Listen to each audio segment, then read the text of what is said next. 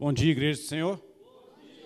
Que a graça e a paz do nosso Senhor Jesus Cristo esteja com todos nós.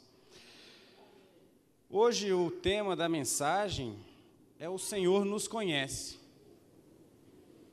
O Felipe leu uma passagem muito interessante em Hebreus capítulo 4, versículo 12, que fala que a palavra de Deus é mais cortante do que qualquer espada de dois gumes.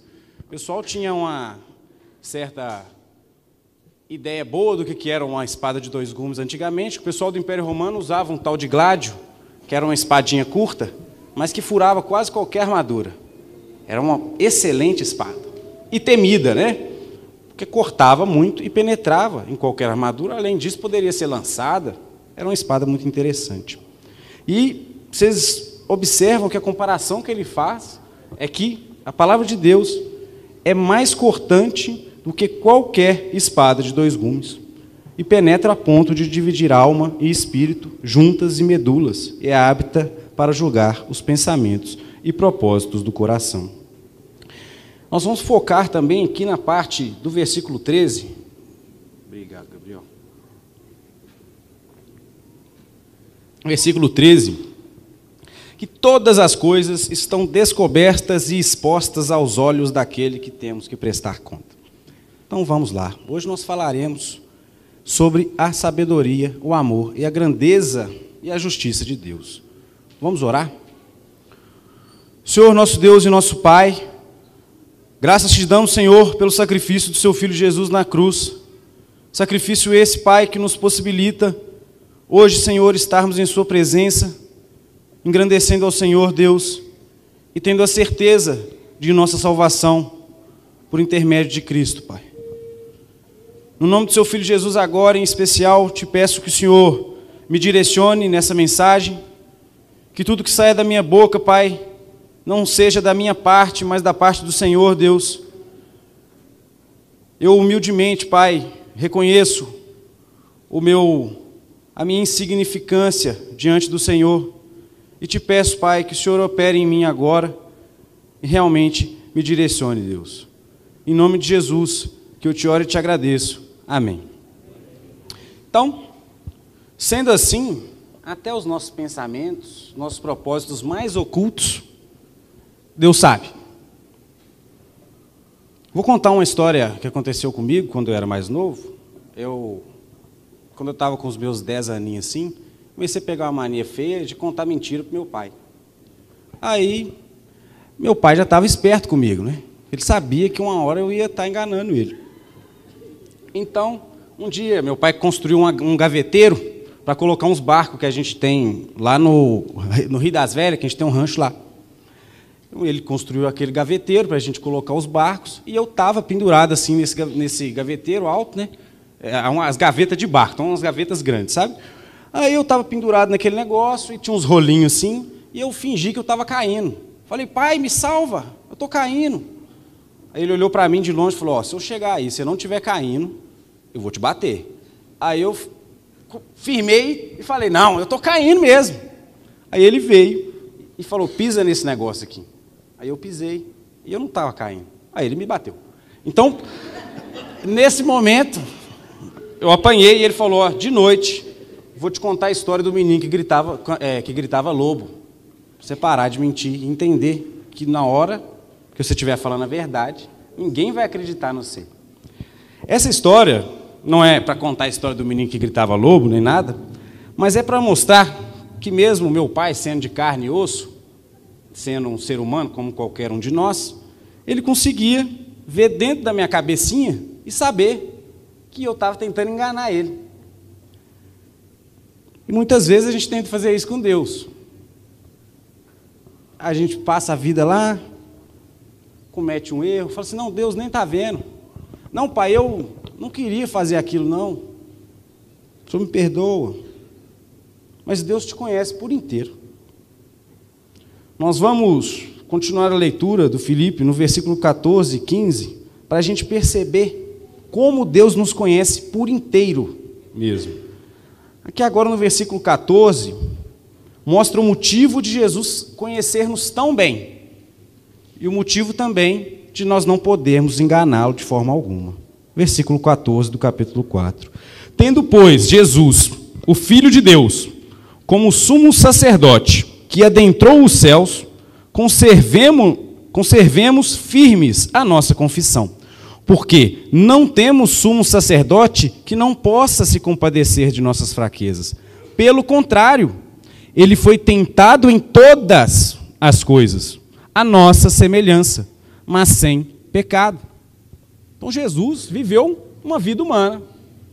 Ele conheceu pessoas, alguns já devem ter tentado passar a perna nele. Ele viu, ele sabe. Falou assim, olha lá, aquele ali, às vezes eles iam testar o conhecimento de Jesus, botá-lo à prova, e ele conhecia. Fala na palavra de Deus que Jesus era um homem de dores e que sabe o que é padecer. Às vezes eu imagino Jesus trabalhando, carregando um peso, aquele negócio pesado nas costas, suando, sol rachando na cabeça. E ele trabalhando, voltando para casa cansado, espetando o dedo num prego, uma coisa assim, sentindo dor, sabendo o que é ser agente. Sentindo fome, deu a hora do almoço, tem que ir lá comer. Então ele nos conhece, os colegas dele de serviço, lá, pessoal, sei lá. Aquele ali é Jesus, e ele vendo como as pessoas agem entre si. Em Mateus capítulo 6, versículo 25, mostra ainda mais como Deus nos conhece, agora nas nossas partes mais simples. Mateus capítulo 6, versículo 25, fala assim: por isso, digo a vocês que se preocupem com sua vida, que não se preocupem com a sua vida, quanto o que irão comer ou beber, nem com o corpo, quanto o que irão vestir. Não é a vida mais que o alimento? Não é o corpo mais do que as roupas? Observem as árvores do céu, elas não semeiam e nem colhem, nem ajuntam em celeiros. No entanto, o Pai de vocês, que está no céu, as sustenta. Será que vocês não valem muito mais do que as aves? Quem de vocês, por mais que se preocupe, pode acrescentar um côvado ao curso de sua vida? E por que se preocupam com o que vão vestir? Observe como crescem os lírios do campo. Eles não trabalham e nem fiam. Eu, porém, afirmo a vocês que nem Salomão, em toda a sua glória, se vestiu como qualquer deles. Ora, se Deus veste assim a erva do campo, que hoje existe e amanhã é lançada no forno, não fará muito mais por vocês, homens de pequena fé? Portanto, não se preocupem dizendo que comeremos, que beberemos, ou com que nos vestiremos, porque os gentios é que procuram todas essas coisas. Então, irmãos, Deus nos criou. Ele sabe exatamente tudo o que a gente precisa para sobreviver. Tudo. E como é dito aqui, no versículo 33, busquem em primeiro lugar o reino de Deus e sua justiça, e todas estas coisas, se referindo às coisas anteriormente citadas, lhe serão acrescentadas. Todo o básico, tudo o que você precisa de comer, para beber e para vestir, o será acrescentado. Então, basta buscá-lo em primeiro lugar. Então, vocês percebem que Deus nos conhece perfeitamente. Perfeitamente. E o próprio Jesus, que mencionou essas palavras, porque esse aqui é uma parte do Sermão do Monte. Então, é o próprio Jesus que está falando. E como foi dito por ele, quem se preocupa com essas coisas não conhece a Deus. É um gentio. É interessante que muitas vezes a gente não pesa o tanto que Deus nos conhece e realmente tenta fingir que Ele não está olhando. Saber disso é muito bom, né? Maravilhoso saber que Deus nos cuida e que nos conhece perfeitamente. E nós devemos glorificar a Deus pelo seu amor e pelo seu cuidado. Agora, se nós sabemos de tudo isso, nós devemos nos atentar. Eu tenho dificuldade de falar no microfone, eu sempre vou abaixando ele, vocês me desculpem, viu, gente? Então, acho que vou até abaixar um pouquinho. Então, nós devemos nos atentar a isso e temê-lo ainda mais, pois ele te conhece por dentro. Você se conhece por dentro? Você sabe quem que você é de verdade? Todo dia, quando você está sozinho, é nesse momento que você mostra seu caráter. Quando não tem ninguém olhando. Você acha bonito quem que você é de verdade? Tomara que sim. Então analise rapidamente o seu comportamento. Você agrada a Deus? Tem agradado a Deus? Se sim, agora analise um pouco mais fundo nas suas relações pessoais, com a sua família também. Como você tem agido com a sua família? Não minta para si mesmo. Tenha sinceridade agora, nesse momento. Não tente esconder de você mesmo algum comportamento podre que você tenha. Pois você pode até conseguir esconder de mim, esconder até de você mesmo. Você nem quer olhar para aquela podridão, mas você a pratica. Mas do Senhor Deus, você não vai esconder isso de jeito nenhum. Nós cantamos agora um cântico, eu tinha solicitado o Alexandre para cantar esse cântico, e ele foi retirado do Salmo 139. Salmo 139, capítulo 1 até o versículo 12, fala assim: Senhor, Salmo 139, versículo 1. Senhor, Tu me sondas e me conhece. Sabe quando me assento e quando me levanto. De longe conhece os meus pensamentos. Observas o meu andar e o meu deitar, e conhece todos os meus caminhos. A palavra nem chegou à minha boca, à minha língua, e Tu, Senhor, já a conheces toda. Tu me cercas por todos os lados e pões Tuas mãos sobre mim. Tal conhecimento é maravilhoso demais para mim e tão elevado que não posso atingir. Para onde me ausentarei do Teu Espírito? Para onde fugirei da Tua face? Se subo aos céus, lá estás. Se faço a minha cama no mais profundo abismo, lá estás também. Se tomo as asas da alvorada e me detenho nos confins dos mares, ali a Tua mão me guiará, e a Tua mão direita me sustentará. Se eu digo, as trevas com certeza me encobrirão, e a luz ao redor de mim se fará noite, até as próprias trevas não te são escuras. E a noite é tão clara como o dia. Para ti, as trevas, a luz e as trevas são a mesma coisa. No versículo 15, fala que os meus ossos não te foram encobertos quando no oculto fui formado e entretecido nas profundezas da terra. É maravilhoso demais esse salmo. E ele nos mostra com perfeição o quanto nós não podemos fugir de Deus. Por mais que tentemos, como Adão tentou, esconder. Vou esconder. Como Jonas tentou, vou fugir. Não dá certo não. Ele vai te pegar. Então nós não temos para onde ir. Nós devemos nos prostrar e adorar o único que é digno de receber toda a honra e toda a glória. Então, irmãos, assim como Jonas, como Adão e como muitos de nós, todos nós tentamos fazer alguma hora na vida, nós não vamos conseguir fugir de Deus. Eu vou trazer alguns exemplos aqui do quanto Deus nos sonda. E o próximo exemplo é um exemplo forte, que está em Atos capítulo 5, versículo 1 ao 10.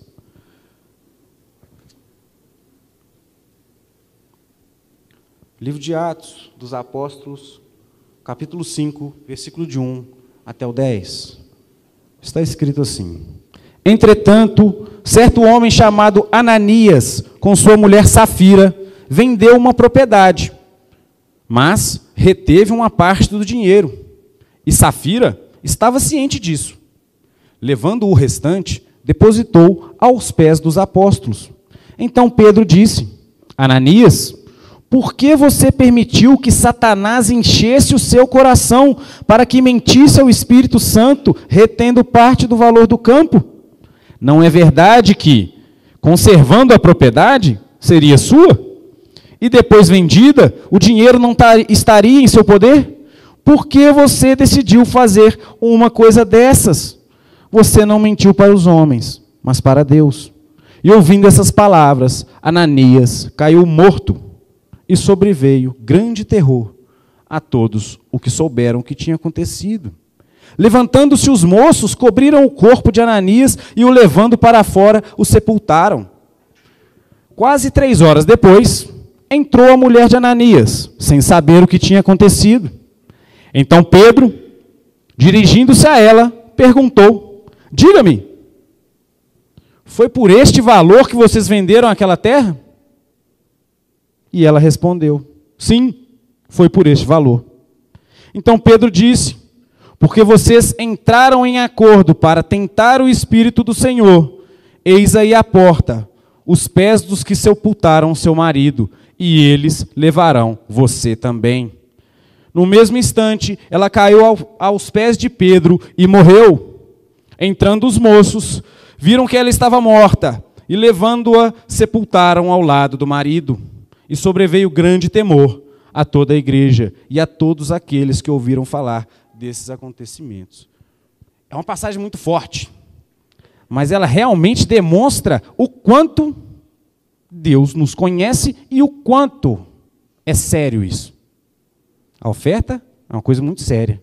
E mentir a Deus é extremamente sério. E naquele momento, nessa parte de Atos, os apóstolos estavam iniciando o trabalho. E sim, as coisas eram feitas de forma bem presente para que fosse testificado a autoridade que eles tinham pelo Espírito de Deus, em nome de Jesus. Então, nesse momento, esse casal faz um planinho para enganar Deus. E não dá certo, não. E todos os dois pagam com a vida. Então, eu pergunto a vocês, e a mim mesmo, vocês têm sido puros? Têm sido justos? Têm sido servos de Deus a ponto de morrer por Ele? Sinceros? Ou vocês têm sido preguiçosos? Mentirosos? Manipuladores? Imorais? Ou briguentos? Homens, vocês têm governado bem sua própria casa? Amam suas mulheres a ponto de morrer por ela? São bons exemplos para seus filhos? São ativos nas atividades da igreja? Ou não? Saibam que seus filhos te copiarão. E se vocês não são presentes e nem ativos nas atividades da igreja, eles provavelmente também não serão. Mulheres, vocês se submetem ao seu marido?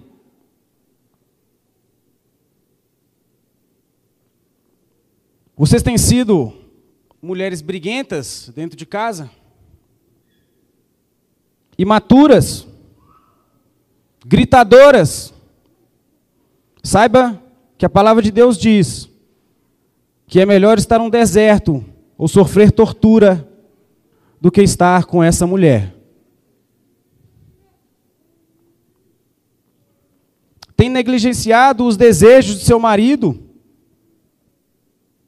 Tem chantageado emocionalmente a ele ou às outras pessoas? Se sim, repense. Filhos, vocês têm respeitado e obedecido os seus pais verdadeiramente? Ou têm preferido seguir aos coaches do YouTube, aos influencers que te contam como ganhar dinheiro em um mês, como faturar seu primeiro milhão, vendendo um curso para você? E mal você sabe que ele só ficou milionário porque você comprou o curso. É importante vocês pensarem que seus pais amam vocês, conhecem vocês e já passaram por tudo isso. Assim como meu pai sabia que eu estava mentindo. Em Provérbios capítulo 5, versículo 21, diz o seguinte: porque os caminhos do homem estão diante dos olhos do Senhor, e ele considera todas as suas veredas. Meu pai me ensinou o que era vereda quando eu era criança. Ele falava assim, da vereda do rio para lá, o rancho é nosso, até aquela vereda lá de cima. Eu entendi que era uma curva, ou aonde faz a curva, onde o rio faz a curva. Então Deus considera todas, para onde a gente vai, para onde a gente está pisando, todas as nossas curvas. Você considera isso? Ou às vezes finge que ele não está considerando os seus caminhos nesse momento? Irmãos, nós não podemos ser mentirosos para nós mesmos e muito menos para Deus, porque não funciona. A gente teve um teatro da Liga de Jovens aqui, que representou extremamente bem, gostei muito, foi digno de um Oscar. O quanto é sério isso. E os que fingiam ser cristãos, e que fingiam vir à igreja, que fingiam adorar a Deus, que brincavam. Uma vez o José de Almeida falou uma coisa muito interessante aqui na frente, falou que aqui nós não estamos brincando de ser cristãos. E nós não estamos mesmo, porque não existe essa brincadeira. Isso não é brincadeira. Isso diz respeito à nossa salvação e à nossa vida eterna com Deus. Se você acha brincadeira, pode ter certeza que o seu lugar não é aqui. O Senhor é maravilhoso, irmãos. Nós precisamos confiar nele. Creiam que o seu poder é grandioso, verdadeiramente grandioso. Se o meu pai, em sua estatura humana, tinha a capacidade de ver dentro dos meus pensamentos, quanto mais Deus, que desenvolveu toda a nossa raça. Ele sabe tudo, ele viu do início até o final. Ele sabe tudo. Nossos desejos, nossas vontades. Analise sinceramente a sua vida e perceba quanta misericórdia tem sido usado para com você. Se humilhe diante de Deus. Ele te conhece. Pode falar tudo com ele. Davi fala que enquanto ele calou o pecado dele, até os ossos dele sofreram. Conta para Deus, joelha no chão, põe a cabeça no chão, chora, treme, pede perdão. Ele já sabe o que você está fazendo. Você que está fingindo que ele não sabe. Senta, ajoelha e pede perdão. Irmãos, para concluir, estude a palavra de Deus, porque sem ela a gente não consegue reconhecê-lo nas coisas. Porque assim a gente vai reconhecê-lo nas menores coisas do dia a dia. Portanto, lembrem-se, irmãos, não se enganem, de Deus não se zomba. Temam e tremam ao som do seu nome. Corrijam seus caminhos enquanto ainda é tempo. Porque todas as coisas, como nós lemos, estão manifestas e estão expostas aos olhos de Deus. Ele nos conhece. E eu termino com uma pergunta. Saber disso te tranquiliza ou te aterroriza? Pensem nisso. Palavra do Senhor.